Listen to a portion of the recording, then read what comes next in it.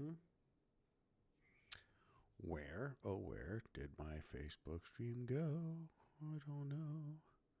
Here it is. Let's blow this up and we'll go live. Should be good to go, kids. Okay.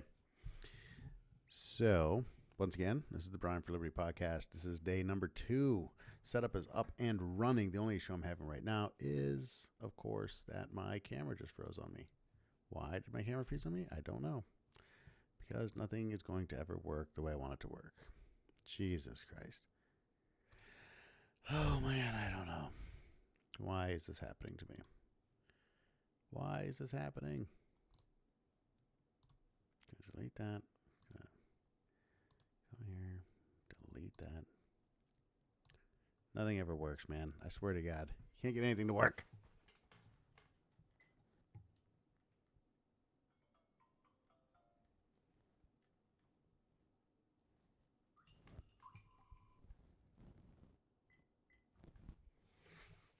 This is the weirdest thing right here. Bear with me while I bring this back up.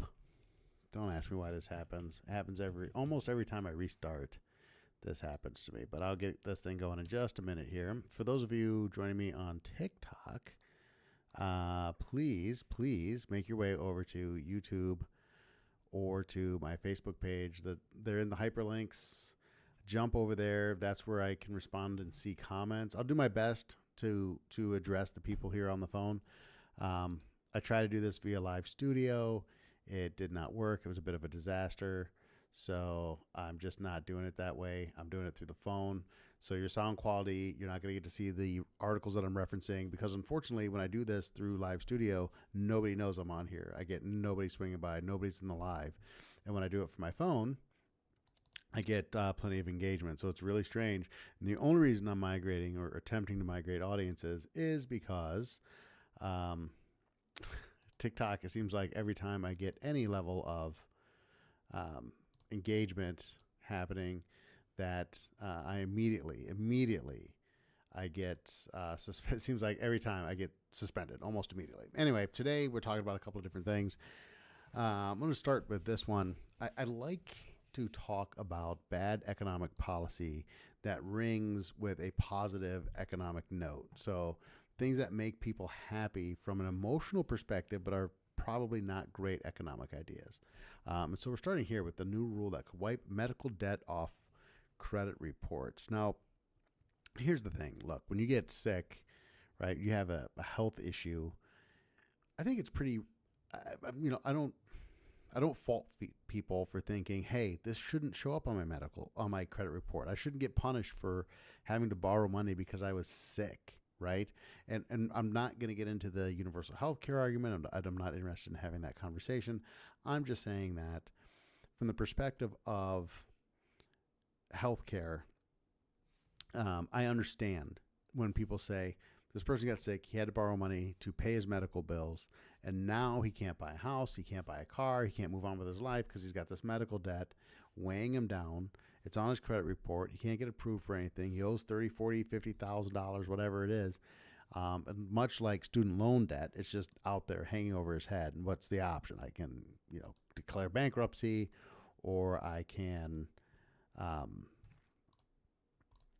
I can declare bankruptcy, or I can do what? Like, what are really the options here, right? And so with that, I kind of just look at it as, I get it. I guess that's my point, is I understand. The problem, of course, is that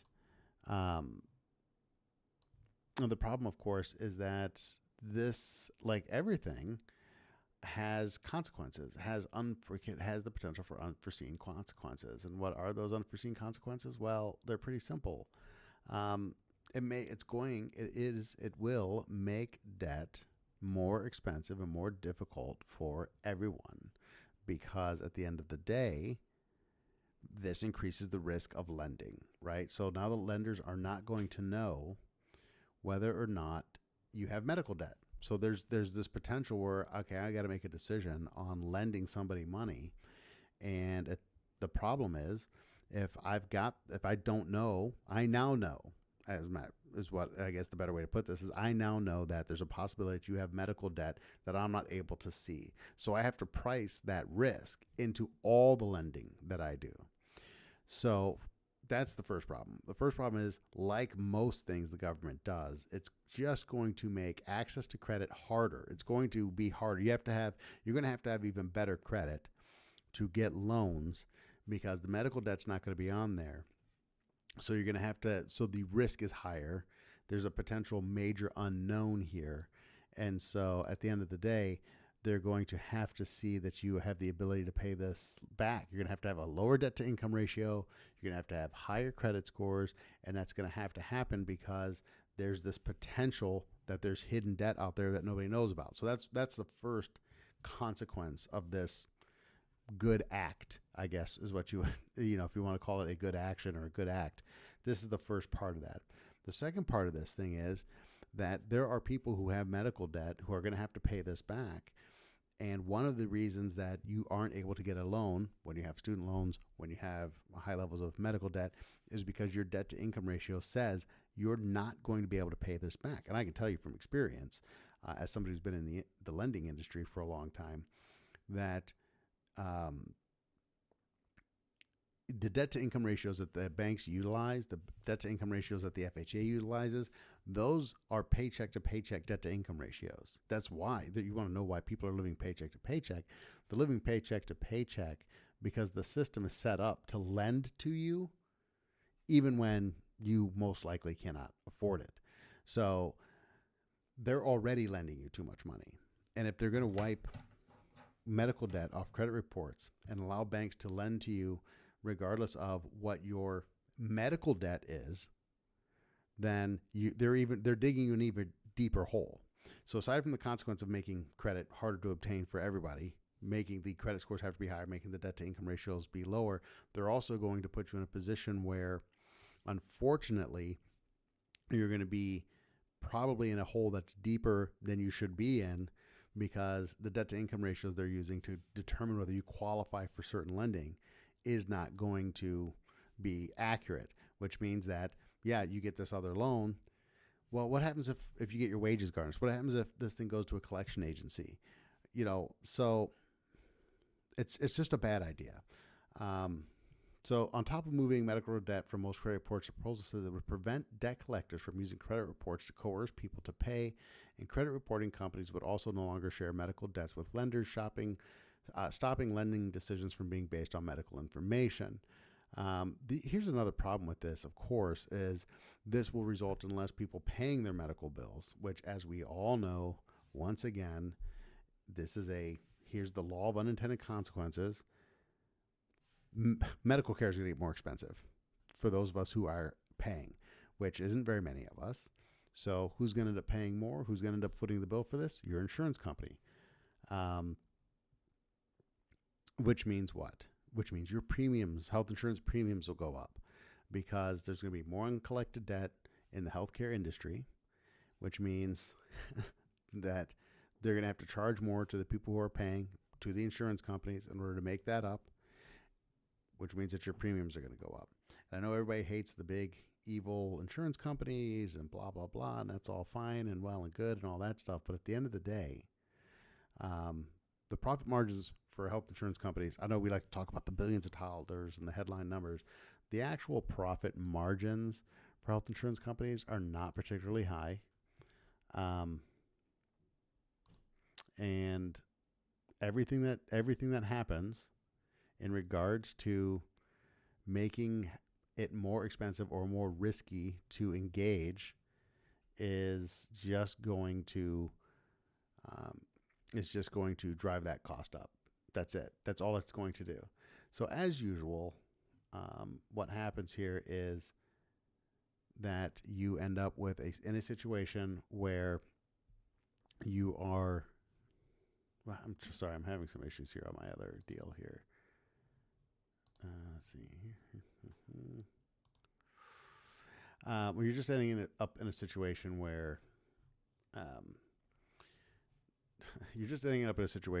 you're doing nothing but driving up costs. You're hurting people who are paying their bills. You're hurting insurance companies. You're hurting people who pay insurance premiums. You're hurting medical providers. You're going to drive up the costs. and you're not doing anything to help people, and you're putting people at risk for insanely high levels of debt based on the fact that um, that they're going to be getting access to credit that they otherwise wouldn't qualify for based on based on the debt they have, and that's just a bad thing for everybody. Let's see here. So that's just we talk about it. This is these laws of unintended consequences. These things we do that we think are going to help people, that we think are going to be a good idea, and it's just I don't know. I don't understand. It's not complicated to me that this is not the way to go. That we're going to have negative things happening,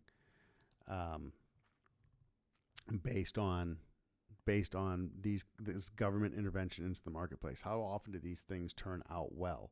We've got a venue crisis taking place in South Carolina right now because we passed this dram shop law back in 2017. We got small businesses, small bars going out of business, being forced to close, and politicians going, "Well, geez, who could have seen this coming?" As if it's some kind of grandiose surprise that, hey, guess what? When you make things more expensive, it hurts a lot of people, and the best thing government can typically do is stay the hell out of politicians going, well, stay the hell out of the economy. Just stay out of the economy. You're not good at it. Stay out of it. Stay out of the economy. So that's where I'm at on this thing. The whole thing is kind of silly to me. It's just another, like I said, it's another emotional appeal for votes. It's another attempt to buy votes to get elected, whatever the case may be. It's just bad. Here's an interesting violent. Oh my God. No, thank you. Violent crime is down and the U.S. murder rate is plunging. FBI statistics show this is so bad. So violent crime dropped more than 50% in the United States during the first 3 months of 2024, according to statistics released Monday by the FBI. The numbers show violent crime from January to March dropped 15.2% compared to the same period in 2023, while murders fell 26.4% and reported rapes decreased by 25.7%. The numbers released Monday were gathered from 13,719 of the just over 19,000 law enforcement agencies from across the country, according to the Bureau. Sounds like good information. I'd love for this to be true. I'd love for violent crime to be dropping. I don't care who's in charge or who the president is when this happens. I would like to see less violent crime. I don't think there's a lot of people that wouldn't. The problem is there's bad data from the FBI. The FBI's preliminary 2023 data show murder declined by 13.2. What we're going to get into here, what these articles go on to explain, is that first, we're not getting the full data. We're somewhere in the 72% of agencies are reporting. And what that means is that we're not getting a very complete picture of what's going on with the actual crime data. We don't know who is and who is not reporting. The baseline numbers are skewed because the 2023 data was actually not good, and the 2023 data got updated. It's just a mess of it. And what bothers me, I think, is that we have media outlets who will release bad information. And I don't think we have to pretend anymore that the media is in any way, shape, or form like an unbiased third-party observer or reporter of information. At this point, we all know the media is in the bag for their candidates, whether it's the Democrats or the Republicans. So to put out incomplete and bad crime data as we go into the election cycle, what you want is honest journalism. If we're having a crime surge, if there's problems going on in the country, we're not getting violent crime down, then we need to talk about it. We need to have an honest conversation about it. And we need politicians who are actually willing to stand up and go, here are the issues that are facing the country right now. And these are the challenges going into 2024. And these are the things we're going to have to deal with in the next couple of years. I don't think that the fact that we have runaway inflation and a fentanyl crisis lends itself to making it super believable that crime rates are falling all over the country. That just doesn't seem very realistic to me. But hey, this is what we live with in the modern world. This is why legacy media is dying and social media is taking its place. Not that you should believe what you're seeing on social media either. Realistically speaking, man, we're really living in an era where there's all this information, all this ability to do research in front of us, and it's never been more important to do that because you're we're getting fed so much bad information on such a on such a constant basis, that it's really, really difficult to even determine what's reality out there anymore. For those of you who are on the TikTok feed, by the way, I would just encourage you to go over, follow my hyperlinks over to YouTube and or Facebook. I'm trying to migrate over to those platforms. Every time I gain ground on TikTok, I get taken down, or my account gets suspended or whatever. So I'm trying to move over to platforms where I can have an honest political conversation without getting suspended for 7 days. I keep losing my access to even go live on TikTok. I'm not here talking about, super controversial stuff. I don't know why TikTok feels the need to keep taking me down, but it's just getting old. So I'm multi-streaming them on YouTube and Facebook. The hyperlinks are in my profile. So if you want to join me in conversation and engage in chat, please head over to the YouTube channel or to the Facebook page, and I'll be happy to engage with you there. I'm having a little trouble with the YouTube channel, to be honest with you. I can't get into my studio, so go over to the Facebook for now. But I obviously, in the long run, I'd like to see on the YouTube. On the YouTube? Did I say the YouTube? I did say that. So anyway, let me get back to it here. Stop trying to pimp my other social media stuff. I'm really getting tired of this particular, and I bring the articles up in the other platforms. So if you want to see the articles I'm talking about, please, like I said, just shoot over to the other platforms. You'll also get better sound quality because I'm using the mic on the other platforms.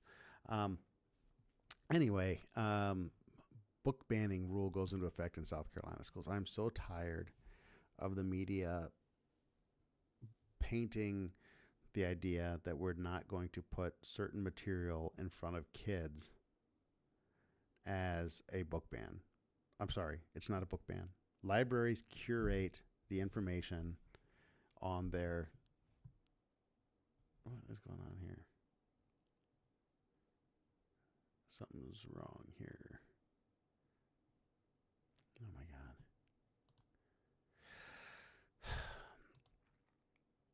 Okay. Anyway, so Regulation 43-170 from South Carolina Board of Education will restrict certain materials from classrooms and allow parents to appeal decisions on book bans. A new regulation from the South Carolina Department of Education will set new guidelines for what materials are age appropriate in schools. So Regulation 43-1, I'm having a lot of trouble here. Okay, maybe this will help. Regulation 43-170 received automatic approval today after lawmakers failed to bring the regulation to a vote this past session. Under the new guidelines, listen to this now. Under the new guidelines, materials containing any descriptions or visual depictions of sexual contact will no longer be allowed in South Carolina schools. Now, are there classic novels that may be restricted from classrooms that maybe you think, hey, a high school kid should probably read this book. This is a valuable piece of information, so on and so forth. Yeah, probably. But it's not a book ban. The book's not banned. We curate material for libraries, all libraries. Not every single thing makes the cut to be in every single library. That's just a fact of life. To call it a book ban is intentionally disingenuous and it's designed to incite divisiveness. The fact of the matter is, it's okay to say, hey, these books shouldn't be on shelves in public schools. I don't think that that's super controversial, folks. I don't think that's a big deal. So some parents say the guidelines would need to be put in place to make a uniform policy, which I think is a good thing. Across South Carolina, we're seeing so many different things depending on the individual county, said Christy Rome Dixon from Lexington County, Moms for Liberty. A uniform policy, I believe. Now, look, these Moms for Liberty ladies, they're probably a little extreme to the right. There's probably stuff that they'd like to see banned that I wouldn't. But I also think there's a ton of stuff that has made its way into middle school libraries that probably shouldn't be in middle school libraries. So, there's, as a wise man once said, not a wise man, that's sarcasm, but as a man once said, there are very fine people on both sides of this conversation. But the media isn't helping by calling these things book bans when they're not book bans. We are curating and making decisions about what's appropriate to be in public schools. If you want to put other material, the police, the Gestapo, the police aren't going to come and kick your door in and tell you that you can't have this material in front of your kids, that you're not allowed to have it in your home. That's not happening. Okay. And at the end of the day, there's a ton of material that we wouldn't allow to be in classrooms, that we wouldn't allow to be in schools. Look, there's the Establishment Clause, which doesn't allow for the establishment of a religion, right? So we don't put religious materials. We don't put Bibles in schools. Are Bibles banned because of that? No, Bibles aren't banned. I have Bibles. You have Bibles. They're not banned. They're just not allowed in schools. We make decisions about what's appropriate, both from an ideological perspective to put into a child's mind and from a purely material perspective to say, yeah, no, it's not okay for the school to teach kids these things. I don't think that's a crazy thought. I don't think that's a crazy thing to do. And I think that when you call them book bans, when the media comes out and says we're banning books, I think that's a disingenuous thing that leads to an unnecessary level of divisiveness. So I just, man, it gets under my skin. The media is so disingenuous now. The attempts, it's clickbait. You know what I mean? And the problem is that you have what would be considered, what a lot of people would say is reputable media now competing with social media. And so what they're trying to do is they're just trying to put headlines out there that are going to garner attention. That's all they're doing. And it's frustrating and irritating, and it's really sad, and it's a disservice. And I think that from a journalistic perspective, you have a good story here, actually. The story's well written and well balanced, but they had to use this headline in order to get people to click on it, which I think is unfortunate, because the reality is, and I think most journalists realize this, is that people aren't actually reading the stories. They're just looking at the headlines. So putting headlines like this out there, again, it's not serving the public, which is what a journalist is supposed to be doing. You're supposed to be serving the public.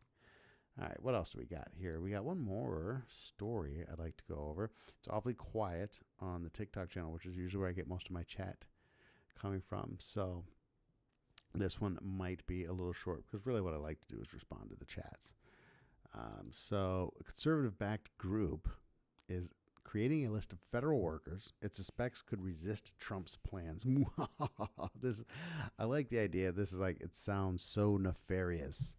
From his home office in a small town, Kentucky, a seasoned political operative is quietly investigating scores of federal employees suspected of being hostile to the policies of Republican Donald Trump, a highly unusual and potentially chilling effort that dovetails with broader conservative preparations for a new White House. Let me start by saying this. Yes, this might come as a surprise to you, but administrations getting ready to enter the White House, if they believe they are going to win, are going to start looking at the changes that they want to make and figuring out who and where they may need to make changes in order to get what they want to get done. This just is a thing that happens. Yes, like the felony charges and the conviction of Donald Trump, the Trump administration is once again the first to ever engage in any illegal activity. They're the first ones to engage in any pre-gaming or pre-planning for how they are going to enact their plans once they are elected. No administration has ever done this before. Anyway, Tom Jones and his American Accountability Foundation are digging into the background, social media posts, and commentary of key high-ranking government employees. Okay, so this isn't mom and dad. This isn't your husband who's a low-level accountant in some department in bumflip Egypt or whatever. These are high-ranking government employees, starting with the Department of Homeland Security. They're relying in part on tips from. Let me see. Lost my. And part on tips from his network of conservative contacts, including workers, in a move that alarmed some while preparing to publish the findings online. With a $100,000 grant from the Heritage Foundation, the goal is to post 100 names of government workers to a website this summer to show a potential new administration who might be standing in the way of a second-term Trump agenda and ripe for scrutiny, reclassifications, reassignments, or firings. I'm not a huge fan, of the public website aspect of this. But you're a government employee, so it's all out there. Don't be a government employee because your information is going to be potentially made available to the public. That's just kind of how that works as a government employee. The concept of compiling and publicizing a list of government employees shows the lengths Trump's allies are willing to go to ensure nothing or no one will block his plans in a potential second term. Jones's Project Sovereignty 2025 comes as Heritage's Project 2025 lays the groundwork with policies, proposals, and personnel ready for a possible new White House. The effort focused on top career government officials who aren't appointees with the political structure has stunned democracy experts and shocked the civil service community in what they compare with the Red Scare of McCarthyism.